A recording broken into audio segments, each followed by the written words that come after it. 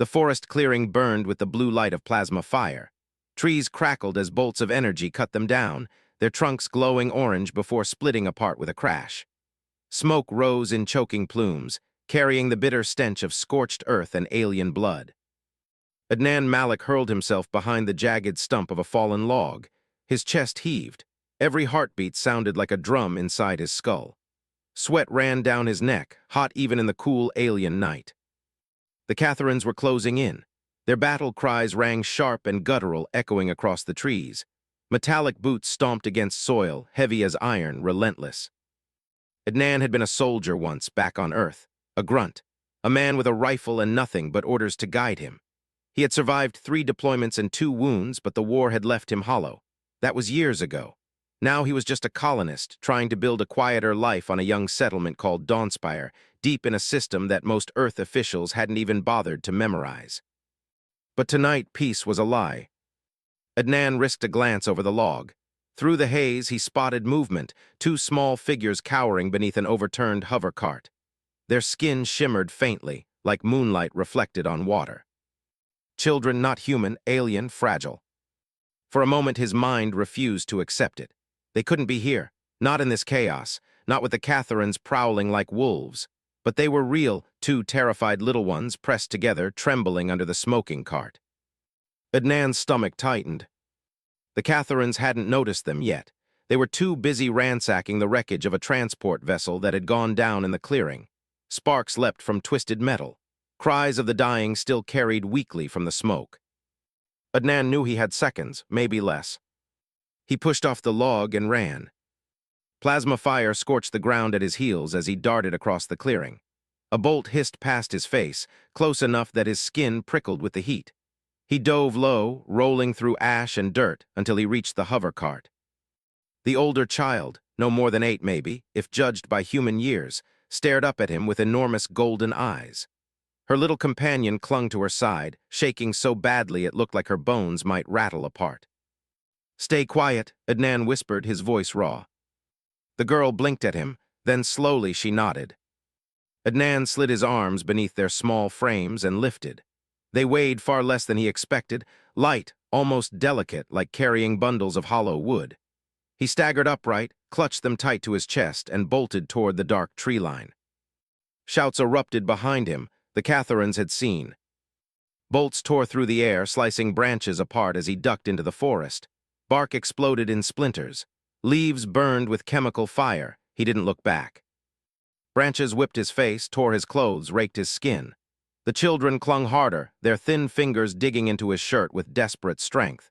He gritted his teeth and kept running, his legs pumping like pistons, lungs screaming for air. The chase lasted hours, or maybe it just felt that way. He lost track of time, guiding himself by faint animal trails, shallow stream beds, anywhere that could hide his trail. The children never cried out, not once, even when thorns cut into their luminous skin. The older one whispered in that soft, musical tongue, murmuring comfort into her younger companion's pointed ear. Adnan had no idea how they survived. He only knew he had to keep moving. When at last he stumbled into the outskirts of Dawnspire, dawn was breaking. Pale sunlight fell across the rough-hewn walls and watchtowers of the settlement. Farmers and engineers, miners and mechanics, all just waking, turned in shock as he staggered through the gates carrying the strange children in his arms. The colony's medbay was his first stop. Dr. Enhal Sharma, the settlement's chief physician, hurried to meet him. She was small, wiry, her black hair pulled back in a severe braid, but her eyes softened when she saw what he carried. "They're alive?" she asked quickly. Adnan nodded, unable to speak. He collapsed into a chair as Enhal guided the children onto examination beds. "They're unhurt physically," Enhal said after a few tense minutes, her voice gentler now. "But they're shaken, traumatized. Their physiology is unlike anything I've seen. High bone density like a species from a heavy-gravity world, yet their cellular structure suggests incredible longevity. Fascinating." Adnan only half heard. His eyes were locked on the children, huddled together on the bed, whispering in their strange tongue. "Can we contact their people?" he asked hoarsely. "Their ship's communication array was destroyed in the crash," Enhal said, frustration tight in her voice. "I'm trying to make sense of the wreckage, nothing yet." The older child suddenly spoke. Her accent was heavy, her words halting but clear. "Thank you," she said. Her voice sounded like wind chimes, light and fragile. "I am Lyra, this is Mistral." Enhal's face softened. She knelt beside them. "You're safe now. We'll take care of you until we can find your family." That night Adnan couldn't sleep. His body ached from running. His skin stung from burns and scratches, but his mind refused to rest. Every time he closed his eyes, he saw those golden eyes staring back at him, too wise, too old for a child's face. Something about them gnawed at him. By morning, he thought exhaustion was playing tricks, until the ground began to tremble. The colonists rushed to the windows. Shouts of wonder and fear echoed across Dawnspire. A ship was descending. Not landing, not falling, but manifesting. As if reality itself was being folded, bent, and forced into new shapes. The craft shone like crystal, faceted and impossible, its surface glowing with light that wasn't reflected sunlight, but something deeper, stranger. The very air seemed to warp around it. It settled in the central plaza. The earth groaned, windows cracked, and silence fell. "Mother comes," whispered Lyra, her face pressed against the glass. A figure emerged from the crystalline craft. Tall, graceful, her skin shimmered like her daughter's, but her presence was overwhelming, an aura of power that seemed to bend the world around her. She wore robes woven from starlight, her every step accompanied by the faint hum of energy. When she spoke, her voice resonated not just in the air, but inside the minds of everyone present. "I am Celestera of the Astral Dominion. I have come for my daughters." Governor Martinez, flanked by security guards, approached cautiously. His voice shook despite himself. "Welcome to our colony. Your children are safe. A brave man rescued them from raiders." Celestera's gaze swept the crowd until it fell on Adnan. "You saved my children," she said. "It wasn't a question." Adnan swallowed, suddenly painfully aware of how primitive he must look. Sweat-stained clothes, scarred skin, a man who still carried the mud of the forest on his boots. "Any parent would have done the same," he said quietly. "Would they?" Celestera tilted her head, her golden eyes burning like suns. "My daughters tell me you carried them for hours. You risked your life for strangers. You asked for nothing in return. This is uncommon." Adnan's chest tightened. "It's what humans do." For a long moment, Celestera was silent. Then she raised her hand and light rippled across her palm. A crystalline device shimmered into being, humming softly as though alive. "This is a Nexus key," she said. "It will grant your species access to the astral network, instant communication across the galaxy, trade routes that span dimensions, knowledge accumulated for millennia. Consider it a mother's gratitude." Gasps swept the plaza. Martinez's eyes went wide with disbelief. Dr. Enhal clutched her chest as if her heart might break through her ribs. But Celestera's gaze never left Adnan. "For 5,000 years," she said, "the Dominion has watched species rise and fall. Most bring conquest, greed, cruelty, but rarely, so rarely, we witness something else. Compassion without condition, courage without reward." She lowered the Nexus key into Martinez's trembling hands. "For this, humanity will be remembered. You are now friends of the Dominion." The crowd erupted in shouts, questions, cries of disbelief. But Lyra turned to Adnan, her small hand pressed against the glass. Her chiming voice was clear, carrying through the noise. "When I am grown," she said, "I will remember the human who carried us." The crystalline ship began to hum, folding reality around it, preparing to vanish as suddenly as it had come. And as the impossible vessel shimmered into dimensions beyond human sight, Adnan Malik realized with a shiver. This was how first contact was supposed to happen. Not through war, not through conquest, but through a simple choice made in the dark, helping children who could not help themselves. And yet in the shadows of the trees beyond Dawnspire, something else stirred, watching, waiting. The Catharines had not given up their hunt. The Nexus key pulsed faintly in Governor Martinez's trembling hands. Its crystalline facets shimmered with colors no human eye had words for. The plaza around him buzzed with awe, fear, and rising confusion. Colonists whispered, shouted, argued. Some fell to their knees as though a god had descended, while others shrank back in terror of what such a gift might bring. Adnan Malik stood at the edge of the crowd, his arms folded tight across his chest. He wanted no part of the spectacle. His muscles still ached from carrying the children. His mind was still trapped in the forest, smoke, gunfire, and the sound of frightened breaths pressed against his ribs. But above the awe and noise, he heard something else, a faint crackle high in the sky. Adnan's soldier's instincts prickled. He turned his gaze upward. For a second, he thought it was nothing but the glimmer of dawn. Then he saw it, faint streaks against the clouds, burning faintly orange as they cut atmosphere. Not natural, not meteors. Dropships. His mouth went dry. The Catharines were coming. Inside the governor's council chamber, the Nexus key rested on a pedestal of polished steel. Its glow filled the room like starlight, throwing fractured patterns across the walls. Dr. Enhal circled it with feverish fascination, murmuring notes into her recorder. Martinez sat stiffly at the head of the table, trying to mask the weight of fear pressing on his shoulders. Adnan leaned against the wall, watching. He had no patience for debates, but Martinez had insisted he be present. "You carried them," the governor had said. "You were chosen whether you wanted or not." Chosen? Adnan almost laughed at the word. He didn't feel chosen. He felt like a man caught in a storm too big for him to see. "We have to understand what this means," Enhal said, her voice rising with excitement. "The astral network, instant communication across the galaxy, trade routes that bend dimensions. Imagine what we could learn, what we could become." "What we could provoke," Martinez countered grimly. "If the Dominion considers us friends, then their enemies now consider us allies. We are a settlement of 400 souls on a half-built world. We have no defenses against powers that span star systems." Enhal's dark eyes burned. "You would refuse this gift." "I would use it carefully," Martinez shot back.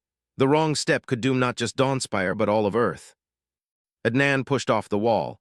"You're both missing the point. The Catharines aren't going to wait for us to use it carefully. They saw the Dominion ship. They know it gave us something. That makes us a target." The room fell silent. Martinez's jaw tightened. "Explain." "I saw them in the forest," Adnan said. "I know how they hunt. The raiders won't stop now. If they think we have Dominion tech, they'll burn this colony to the ground to take it." Enhal's lips parted, her confidence faltering. As if to answer his words, the alarm klaxons wailed. Red lights flared across the council chamber. A voice crackled over the comms. "Governor, unidentified ships entering orbit. 9 confirmed, Catharine signatures." The room erupted in chaos. Colonists swarmed the settlement walls, scrambling to man the few defense cannons the engineers had pieced together from salvaged ore launchers. Families hurried children into bunkers carved beneath the hills. Panic pressed heavy on the air, thick and suffocating. Adnan moved through the crowd with grim focus. He checked the power cells of his old plasma rifle, feeling the familiar weight in his hands. He hadn't held a weapon since the day he left the service. Now, it felt like slipping back into a broken piece of himself he thought he'd buried. Dr. Enhal found him by the armory. "Adnan, don't go out there. You can't fight them alone." He met her gaze. "I won't be alone, but if the Catharines land here, we don't have a chance. We need time to figure out how this Nexus key works, time for Earth Command to respond, time for anything but slaughter." She pressed her lips together, then nodded reluctantly. The sky roared. Flames streaked down as the first Catharine dropships pierced the clouds, their hulls bristling with spikes like the carapace of some monstrous insect. They descended in formation, wings cutting contrails of fire. The colony's cannons opened fire. White-hot streaks arced upward, slamming into one of the lead ships. It shuddered, belched smoke, and veered away trailing fire. Colonists cheered too soon. The other 8 ships kept coming. Explosions ripped the earth as they landed outside the walls. Metal ramps clanged down, and the Catharines emerged. Tall, armored in plates of black alloy, their mandibles clacking as they roared. Plasma rifles hissed in their claws. The first wave surged forward. Adnan raised his rifle and fired. The blast punched through a Catharine's chest, dropping it in a burst of sparks and flame. Around him, colonists fired from the walls, bolts cutting the air, screams tearing through smoke. The ground shook with the weight of charging boots. The battle had begun. Hours blurred into fire and blood. The colonists fought with desperate fury, but they were miners, farmers, builders, not soldiers. For every Catharine that fell, 2 more seemed to push forward. Adnan moved like a shadow, his old instincts dragging him from cover to cover, picking off raiders before they could breach the gates. His arms ached, his shoulders burned, but he kept firing, kept fighting, because if he stopped, there would be no Dawnspire left to defend. From the command tower, Martinez's voice thundered orders, trying to hold discipline in the chaos. Focus fire on their flanks, don't let them surround us. But Adnan knew it was only a matter of time. Through smoke and haze, his eyes caught movement near the governor's hall. A smaller squad of Catharans breaking from the main fight, heading not for the walls but for the Nexus key. "Damn it," he hissed. He broke from his post and sprinted, dodging through rubble and fire, lungs screaming for air. He knew what the key meant. He knew what would happen if they got it. Inside the hall, the crystal still glowed on its pedestal, casting fractured light across the chamber. 2 guards lay dead on the floor, their blood sizzling on the metal tiles. The squad stormed in, mandibles clacking, weapons raised. Adnan didn't think, he moved. He slammed into the nearest raider, driving the butt of his rifle into its jaw. The alien shrieked as mandibles cracked. Plasma fire cut past his shoulder, searing the wall. He rolled, came up firing, dropping another with a bolt to the chest. But there were too many. They circled him, rifles aimed, growls echoing off the walls. The Nexus key hummed behind him, as though alive, as though watching. Adnan's grip tightened on his weapon. If he had to die here, he'd make them bleed first. The Catharan commander stepped forward, towering over the rest, its armor gleaming with the marks of a dozen battles. Its mandibles clicked in a harsh, guttural rhythm. "You carry fire well, human," it rasped in broken standard. "But this is not your destiny. That key belongs to us." Adnan spat blood on the floor. "Over my corpse." The commander's eyes gleamed. "As you wish." It raised its weapon. The Nexus key pulsed. Light exploded through the chamber, brilliant, shattering like the birth of a star. The Catharans screamed as their armor sparked, their weapons shorted, their bodies hurled against the walls. Adnan dropped to his knees, blinded, the world spinning in white fire. When his vision cleared, the key floated above its pedestal, humming louder now, its glow pulsing in rhythm with his own heartbeat. The surviving Catharans scrambled back in terror, hissing curses as they fled through the doors. The commander lingered a moment longer, its mandibles clacking in fury, before retreating as well. Adnan rose unsteadily, staring at the shimmering crystal as it slowly settled back onto its stand. It had defended itself, or defended him. But why? And as the battle outside raged on, Adnan felt the weight of a terrible truth settling on his shoulders. The Nexus key was not just a gift. It was alive. The smoke of battle still hung heavy over Dawnspire. The acrid stench of scorched metal and blood clung to the settlement's air filters. Fires smoldered in half-collapsed dwellings. Colonists moved like shadows among the wreckage, tending to the wounded, carrying the dead. Adnan Malik sat on the steps outside the governor's hall, his rifle across his knees. His hands trembled as he tried to steady them. Hours of fighting, hours of watching neighbors and friends die left his body numb. But what haunted him most wasn't the battle. It was the glow. Inside the hall, the Nexus key pulsed softly as though nothing had happened. Yet Adnan couldn't shake the image of the light exploding from it, hurling armored raiders across the chamber like leaves in a storm. He hadn't imagined it. The survivors had seen it too. The key had saved him. Why? Governor Martinez convened the council that same night, though half the seats were empty, their owners either buried or lying in makeshift infirmaries. The Nexus key rested in the center of the room on its pedestal.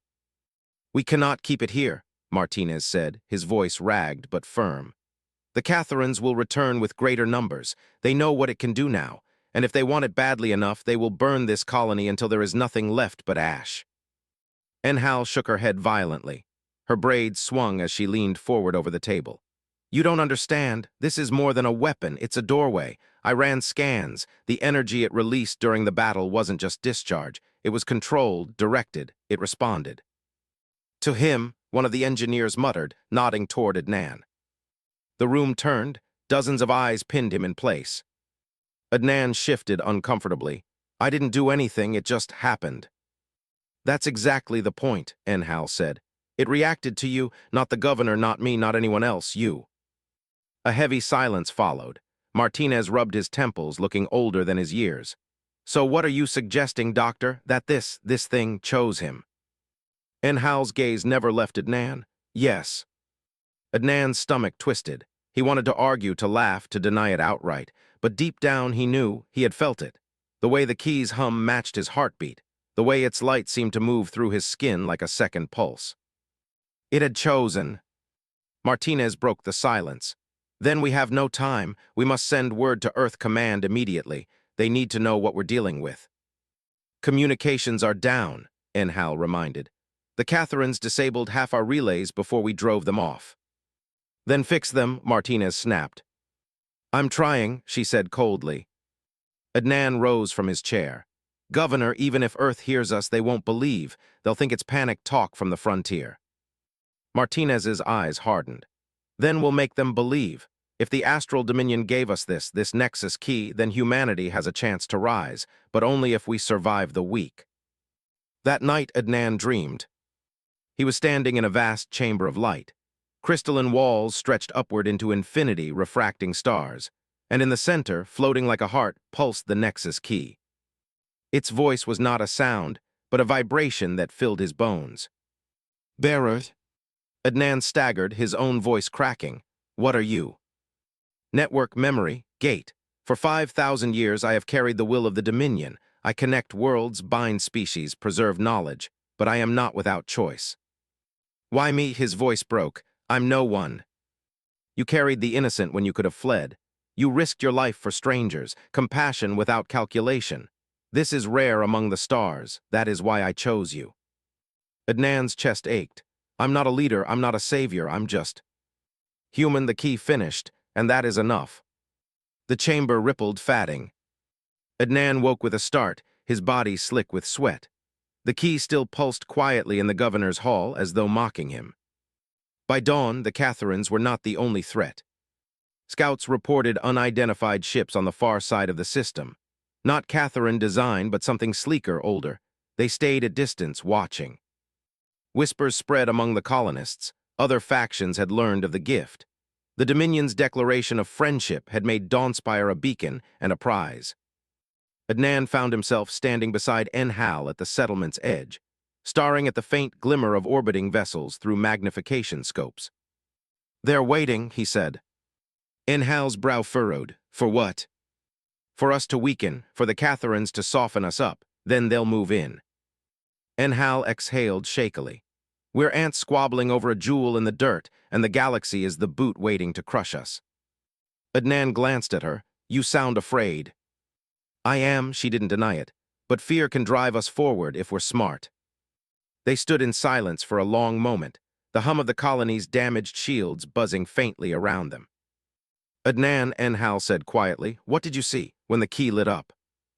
He hesitated, his throat tightened, then he said it anyway. It spoke to me. Enhal's eyes widened. What did it say? That it chose me. She stared at him, her lips parted, her hands trembling slightly at her sides. Before she could reply, the alarm klaxons wailed again. This time it wasn't the Catharines. From the sky descended a single vessel, not a fleet, not a swarm. Sleek and crystalline, but smaller than Celestara's ship, like a shard of the same impossible material. It glowed as it cut through the atmosphere, descending with perfect precision into Dawnspire's plaza. The colonists gathered in fear and awe, weapons raised but hands shaking. The vessel unfolded like origami, panels shifting to form a staircase of light, and from within stepped a figure. He was no Catharine, no Dominion noble. His skin was pale silver, his eyes sharp, his robes lined with circuitry that seemed alive. His presence radiated command, yet not the serenity of Celestara. This was something colder. He looked over the crowd, his gaze sweeping across faces until it stopped on Adnan. You carry the key, the stranger said, his voice like blades sliding over stone. Adnan's stomach dropped. Who are you? Martinez demanded, forcing authority into his voice. The figure smiled without warmth. I am Vale of the Shard Confederacy. Once long ago, we too were friends of the Dominion until they betrayed us. His eyes locked on Adnan again. And now they have chosen you. Whispers rippled through the crowd. Vale's voice sharpened. The Nexus key is not a gift, it is a leash. a chain that binds species to the Dominion's will. Give it to me, human, and I will show you the truth they hide. His words hung in the air like poison. The colonists stared at Adnan, waiting, trembling, divided. Adnan felt the keys hum in his chest, pulsing in rhythm with his heart. And he knew, whatever choice he made now would shape the destiny not just of Dawnspire, but of humanity itself. The sun dipped below Dawnspire's jagged horizon, turning the sky a bruised purple. Fires from the previous day still smoldered, sending plumes of smoke curling into the darkening atmosphere. But the colony was awake, alert, and tense. Word of Vale's arrival had spread faster than wildfire. Adnan paced near the plaza where the Shard envoy waited, his rifle slung loosely across his back. Behind him, Enhal moved among the colonists, checking on the wounded and reinforcing barricades with engineers who hadn't slept for 2 nights. The weight of the Nexus key pressed against Adnan's chest like a living thing, pulsing faintly, as if it were aware of the danger looming. Vale did not approach alone. 2 figures emerged from the crystalline vessel, their movements fluid, almost predatory. They were Shard operatives, tall, lithe, and deadly in silence. Their eyes, cold and calculating, scanned the crowd, and Adnan felt every gaze as if needles were pressing against his skin. "Human," Vale called again, his voice carrying across the plaza. "Do you understand what you possess?" "I understand enough," Adnan said cautiously. "It saved my people yesterday. It's not just a weapon. It's—" He trailed off, unsure what words could encompass the key's power. Vale's silver eyes narrowed. "A weapon, yes, but also a prison. The Dominion controls what you cannot, the children you protect. Do you know why they are important?" Adnan's stomach tightened. The 2 children he and Enhal had found in the ruins of Sector 7, scavenging among the wreckage, had seemed ordinary enough. Innocent. Lost. But now, in Vale's presence, they felt like pieces on a galactic chessboard. "They are not pieces," Adnan snapped. "They're survivors, kids." Vale's lips curved into a smile that lacked warmth. "Survivors, yes, but their DNA carries a resonance key, a pattern that interacts with the Nexus key. Without them, you cannot unlock its true potential. With them, you could alter the Dominion's network itself. Do you understand the stakes?" Adnan's pulse quickened. I think I understand, but why warn me? Why not take the key by force?" "Because the Dominion watches," Vale said.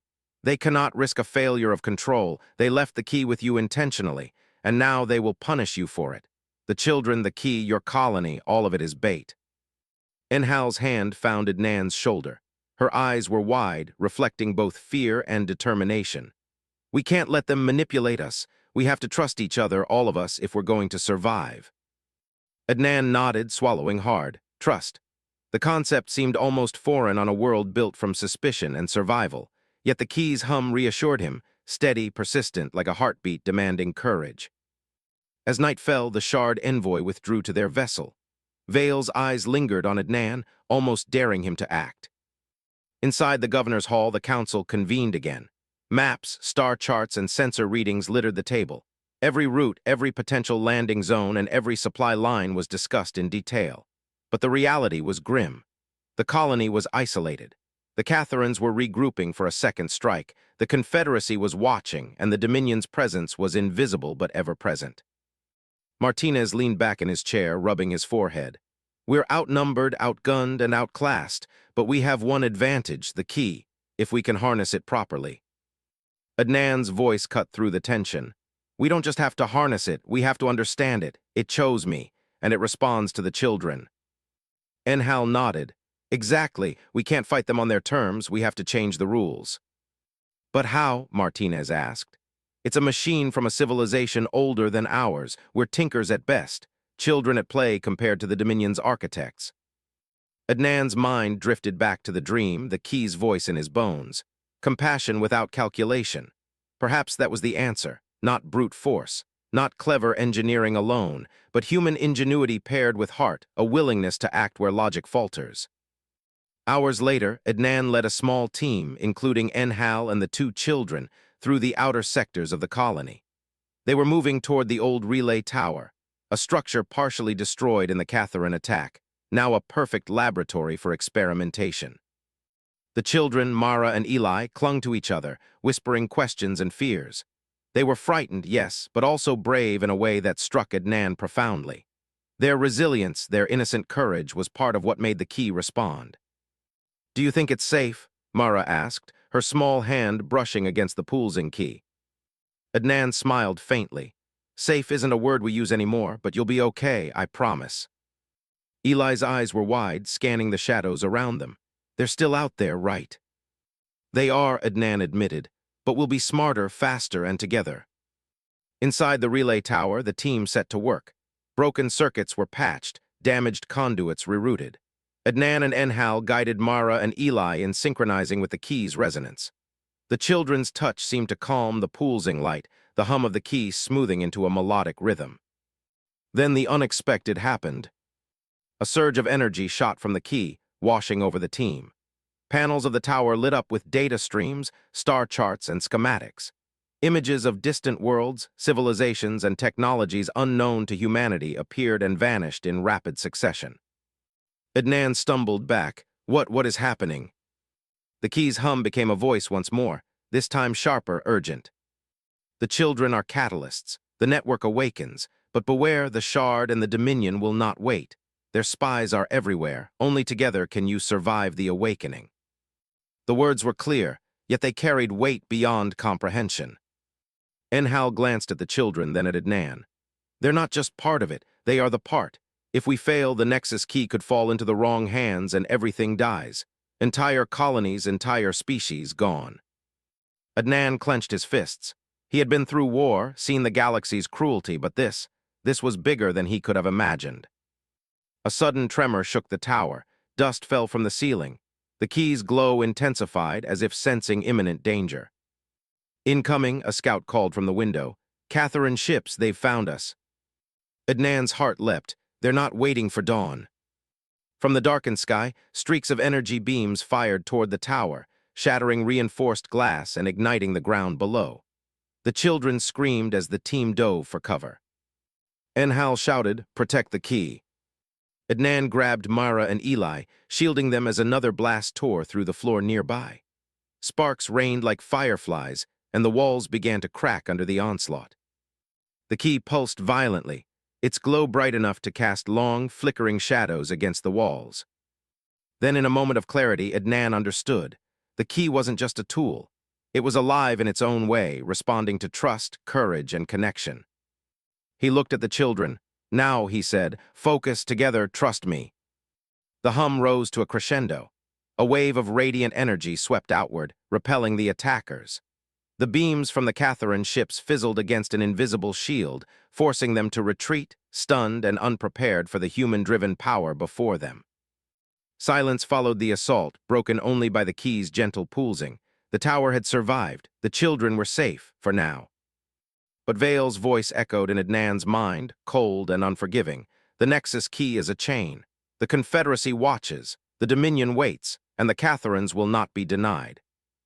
Adnan knew, with every fiber of his being, that the true battle was only beginning. Dawn broke over the fractured plains of Dawnspire, painting the crystalline spires with a pale gold glow. The night's battle had left the outer districts scarred, smoldering craters, broken walkways, and scorched hulls of supply drones. But the colony was alive, and more importantly, the Nexus key had responded to the children. Adnan stood atop a ridge overlooking the plains, Mara and Eli beside him. Enhal crouched slightly behind, her eyes scanning for any signs of Catherine reconnaissance. The key pulsed in synchrony with the children's heartbeat, a soft, luminous rhythm that made the air feel charged. "Ready?" Adnan asked quietly, though his voice carried the weight of command. Mara nodded. "It's scary, but I think we can do it." Eli's small hand brushed against the key. "We have to. They can't hurt anyone else." Adnan inhaled sharply. He had seen soldiers hesitate under fire, watched engineers falter as circuits overloaded, but he had never seen courage like this in children so young. It was human courage, pure, untainted, a spark that could ignite entire worlds. Enhal's voice was calm but firm. "We won't just defend today, we strike, not out of vengeance but to prevent more death." Using the data streams the key had projected the night before, the team identified the Catherine's staging points. Hidden encampments along the northern ridge were bristling with troops, energy turrets, and drones. Normally, a frontal assault would have been suicide, But with the Nexus key, they had a weapon unlike anything the Catharans expected. Adnan and Enhal coordinated with the colony's engineers to construct a network of conduits that could channel the key's energy across the terrain. The children's touch resonated through the conduits, activating dormant crystals embedded in the planet's bedrock, a natural amplifier the Shard had overlooked. "This is humanity's ingenuity," Enhal whispered, awe in her voice. "We're turning the planet itself into a defense system." Adnan's fingers hovered over the key. He could feel its subtle warning, a pulse that spoke not in words but in instinct, control, focus, compassion without fear. They waited until the sun reached its zenith, when shadows were shortest and visibility highest for the Catharans.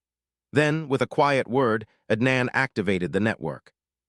A wave of light surged outward, following the crystalline conduits, wrapping the planes in a shimmer of protective energy.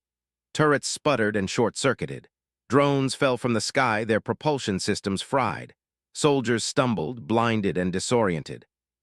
Mara and Eli focused their minds, synchronizing their thoughts with the key. It was not an easy task. The key demanded emotional clarity, and fear threatened to sever the link. Adnan's voice guided them. "Steady, trust each other, trust us, trust yourself." The children's hands glowed, and the key responded with a resonance that vibrated through the very ground. The Catharan forces scattered, unable to comprehend the source of the assault.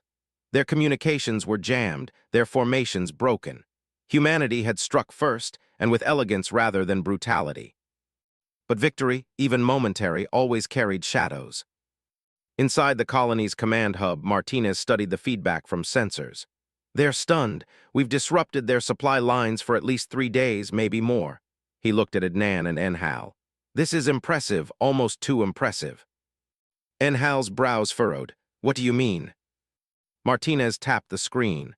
"The energy signatures are unlike anything in our database. It's more than a weapon, it's a network, a learning system. The children are part of it. Too much dependency could be dangerous." Adnan clenched his fists. "We have no choice. If we don't act, more colonies die. We'll learn its limits as we go." The celebration was brief.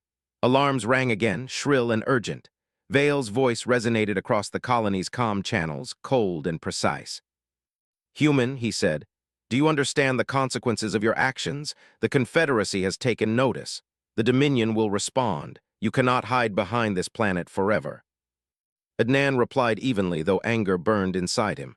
"We don't hide, we act, we protect. You should try it sometime." Vale's silver eyes gleamed. "Protection comes at a price, and there is a traitor in your midst." The word cut deeper than any energy blast. Enhal's head snapped toward him. "What did you say?" Vale's voice was calm, almost patronizing. "Among your council, among your engineers, someone leaks information to the Dominion. Your precious Nexus key may be compromised before you even realize it." Adnan felt a chill crawl up his spine. The thought was unbearable, yet plausible. The colony had welcomed many aliens, but trust was always tentative, always fragile. "Then we find them," Adnan said firmly. "We stop the leak. We can't let fear control us." That night, under the pale light of twin moons, Adnan, Enhal, and the children began their covert investigation. Every shadow could hide a spy. Every whisper could be a clue. The colony's peace depended not just on the key, but on human ingenuity, the ability to think, to observe, to act where others failed. Mara noticed something unusual near the communication hub. "Look," she whispered, pointing. "There's someone there. They're moving carefully." Adnan crouched beside her. "Good eye," he signaled Enhal. They approached silently, boots muted against the crystalline floor. The figure was cloaked, face hidden by a hood. Sensors didn't recognize them immediately. Adnan's heart pounded. One misstep and the leak could expose the key to the Dominion. "Stop," he called suddenly. The figure froze, spinning around. It was a technician, a human, but not one he knew well. Panic and guilt flashed in the stranger's eyes. You work with the Dominion," Adnan demanded. The technician's voice trembled. I didn't mean to. They promised my family would be safe if I helped. I didn't think." Adnan's jaw tightened. Every instinct screamed to strike, but the key pulsed against his chest, reminding him, compassion first. Enhal stepped forward. "We don't execute. We use what we have to fix this. You will help us, or your betrayal costs lives, not just yours." The technician nodded, tears glinting in the moonlight. I'll help, I'll do everything you say. Meanwhile, Vale watched from orbit, the glow of the key visible even through the colony's shields. His expression was unreadable, but a flicker of admiration crossed his face. Humans, so unpredictable, so reckless, so brilliant. And yet, he whispered almost to himself, they are dangerous. If they unite fully with the key, if they survive the trials ahead, they may change everything. Back on the ground, Adnan, Enhal, and the children worked through the night. They traced the leaks, adjusted the conduits, and prepared for the next Catherine offensive. Every pulse of the key reinforced their connection, not just to the children, but to each other, to humanity, and to the hope that even in the darkest corners of the galaxy, courage and compassion could triumph. But the revelation of a traitor planted a seed of doubt, one that would test the colony's unity in ways they could not yet imagine. The colony of Dawnspire never slept, but that night felt heavier than most. The air shimmered with residual energy from the key, a pulse that tugged at the nerves, filling every room with a low hum. Adnan walked through the dim corridors, Mara's hand in his, Eli following close behind. Enhal trailed with data pads in hand, monitoring the energy surges from the key. The Catherines are regrouping faster than we thought, Enhal said, her voice tight. They intercepted a few transmissions I didn't recognize. Someone inside has been feeding them intel. Adnan's jaw clenched. The technician. Enhal shook her head. No, he's helping. I think it's someone higher up, someone with access to the Nexus network itself. Mara's grip on Adnan's hand tightened. Then, can they take the key away? Adnan crouched to her level. Not if we protect it. The key responds to trust and courage, Mara. As long as we're honest with each other, it will stay with us. Eli frowned, eyes wide. What if they lie to it, trick it? Adnan smiled faintly. Then they'll find out the key isn't so easily fooled. At the colony's engineering hub, the trio met with the council, humans and aliens alike, along with the technician who had confessed. The room smelled of ozone and melted circuitry, the aftermath of the previous strike still lingering. Adnan addressed them directly. We've struck the Catherines and delayed their advance, but intelligence suggests someone here is feeding the Dominion information about the key. If we don't find them, the next strike could destroy us entirely. The council exchanged uneasy glances. Suspicion hung thick in the air. Enhal's voice broke the tension. We don't act blindly. We track patterns in the energy conduits. The key reacts not just to touch, but to intent.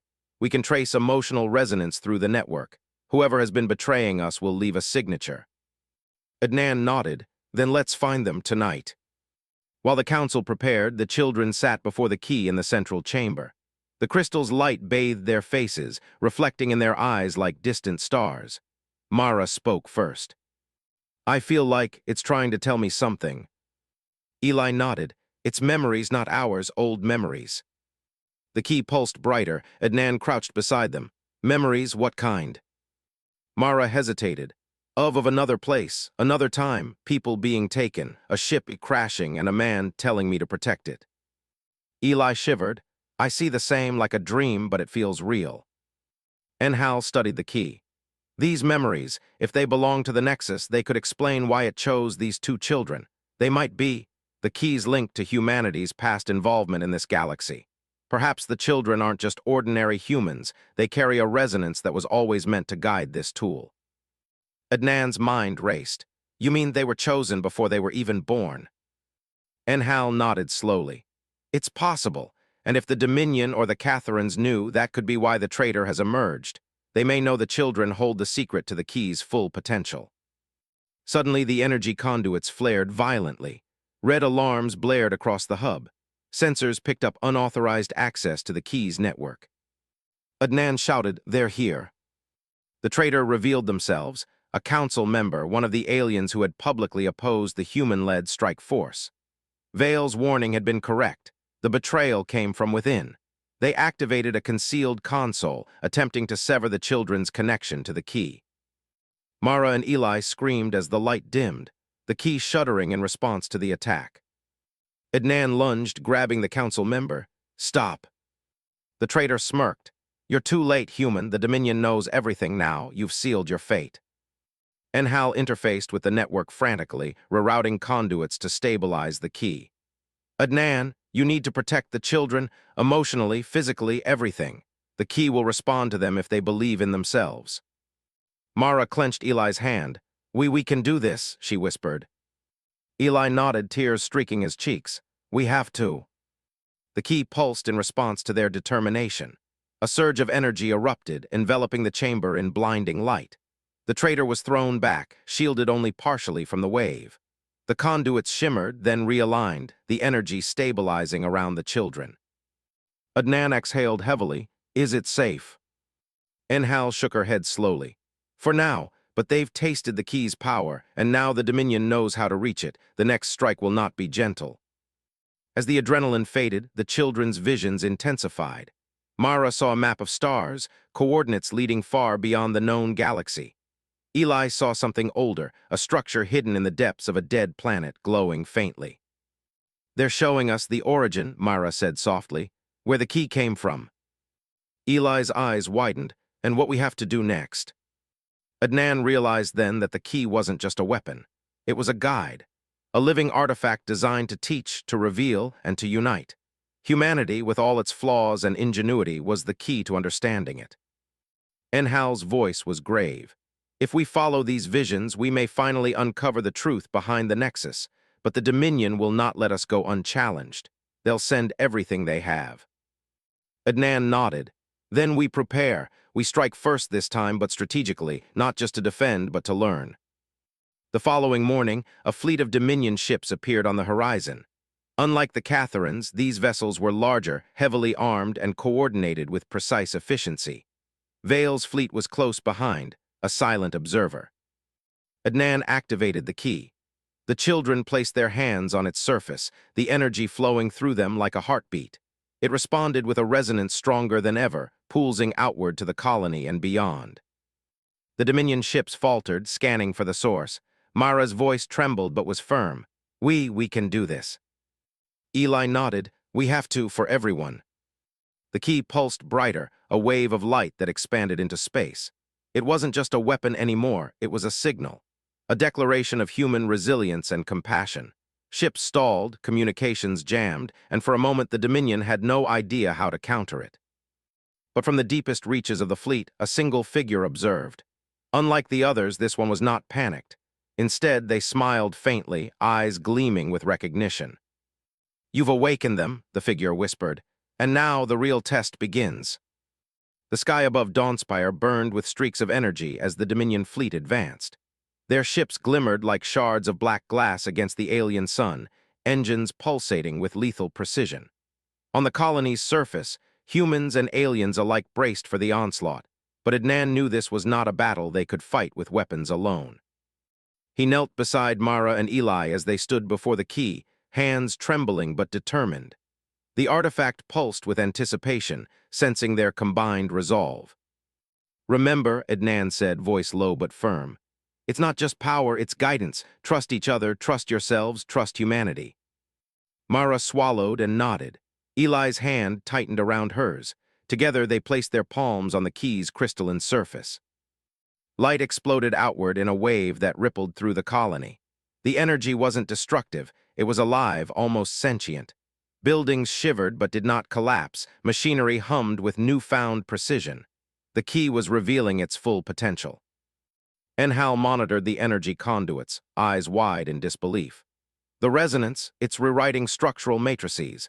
Shields, engines, even communications, everything is adapting to their intent. Adnan's eyes narrowed. Then we channel it, we don't fight them, we show them what humanity can do. Across the battlefield, the Dominion ships halted. Their weapons, calibrated for conventional combat, were useless against a force that defied their understanding.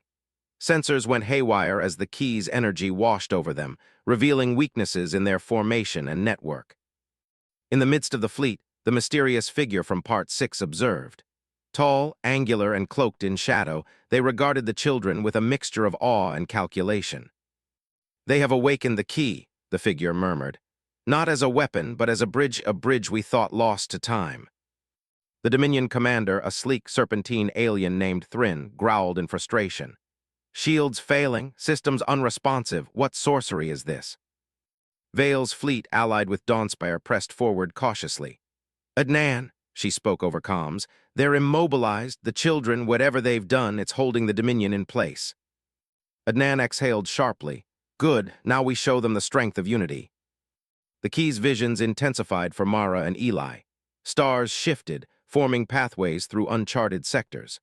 A colossal structure emerged in their mind's eye, a living library of civilizations past and present, the origin of the Nexus Key. It's the source, Mara whispered. Everything, the Nexus, our ancestors, the civilizations they protected, it's all here. Eli's eyes widened, and were meant to connect it, to awaken humanity's place in the galaxy. Adnan realized what this meant.